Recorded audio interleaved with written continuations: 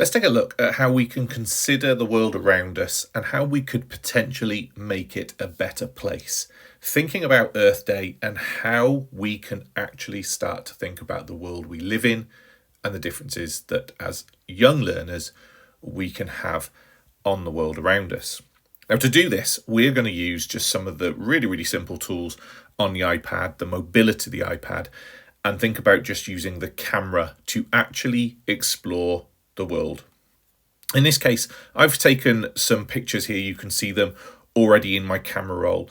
And obviously this is the second step, really. The first step is to ask your students themselves to just take the camera and take some photos, potentially just outside their window, could be of school grounds, could be, where they live, could be the local town or something, just something of interest that might spark some sort of thought.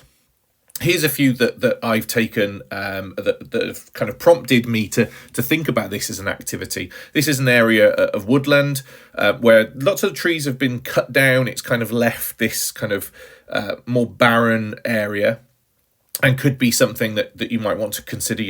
Is there change that could happen here? This is a playground. Again, could just be something that you might think about. Developing more activities for students to do. Could there be more, greenery that gets added to this area? This is taken from outside a school. So this is the walkway to leave the school to get for children to go home at the end of the day. Is there something here that children might be inspired by, thinking about traffic, pollution, those sorts of things?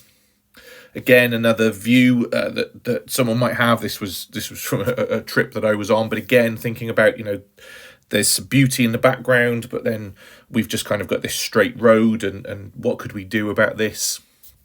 And then similarly, from the same trip that I was on, the beauty that you see here, and how does that impact on you, and what can you see as a result of it? So the idea is just to kind of take those pictures to find something that might be that input that you might want to change to the world.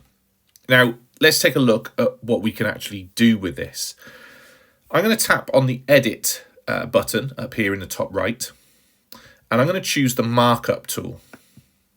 And if you haven't seen this before, it's now going to provide me with a set of drawing tools that I can now utilize on this picture. Now, this allows the student to be able to draw what they would want to see in this landscape. So we've looked at a range of different landscapes, different places, could be, like I said, school-based, holidays, and anywhere you've been. But now this is the time to think about what it could look like. So just thinking about your own inspiration, really. Now, just as an overview of the tools, we have a pen, which gives you a nice thick, solid line. A highlighter tool, which gives you the thicker pen, but equally you can kind of use it to highlight different sections. Pencil, which gives you a more grainy feel. You can just about see that if I do that on the highlighted colour. Grainy feel, like a pencil. Your eraser tool, that you can obviously use to rub out any of those things. And this is an important thing, really, when thinking about learners creating things, how easy it is for them to just undo a mistake and carry on and start again without wasting paper. And again, thinking of Earth Day, another kind of reason why you would do this on a device like this, because it's not about printing things out. It's about just kind of playing with the tools, playing with the image, and creating something as a result. And then we also have our range of colours over here for us to do even more with. Another tool which is really useful is the Magnifier, which just allows you to zoom in to certain areas. So if you wanted to really highlight something on that picture, or even if you were just trying to explore it yourself, what a great way to be able to dive in and explore some of those things that you might not have noticed when you first took that photo. Now, what we're going to think about doing here is actually diving in and doing a little bit of drawing on our picture. So we want to think about what's been inspired by taking this photo. What would I like to see differently, or what do I think is really important about this space? And to do that, it's just really a case of thinking about drawing over the top of that image. So in this case, I might take my pen tool. I'll do it in a bright colour so it can be seen. And I might start to think here about, this is a nice place, and there are some, elements of greenery here, but maybe it's not the type of greenery which is going to bring in wildlife. Maybe we need to think about developing an area here that we could potentially fill in with some mud. And then within that, let's plant some wildflowers. Because actually we know from doing some of the research we've done in schools, and we had conversations about this with our class, that actually if we had a field full of flowers, I'm just going to quickly draw some flowers on here, that might attract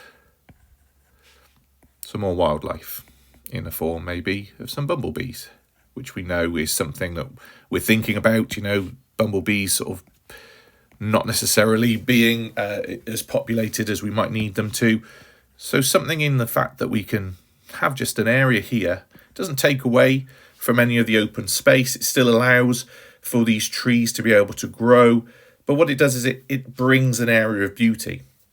And it's not that it has to be around building things. In this case, the children are just creating something which just attracts different types of wildlife.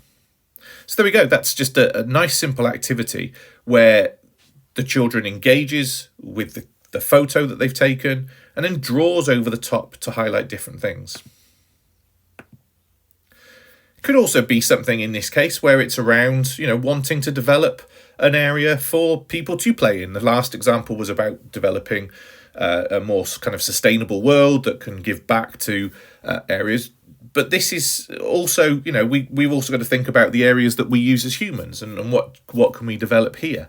And it could simply be, in this case, children highlighting in this picture that at the moment there is no litter, which is great in this picture. But let's imagine there was litter in the picture.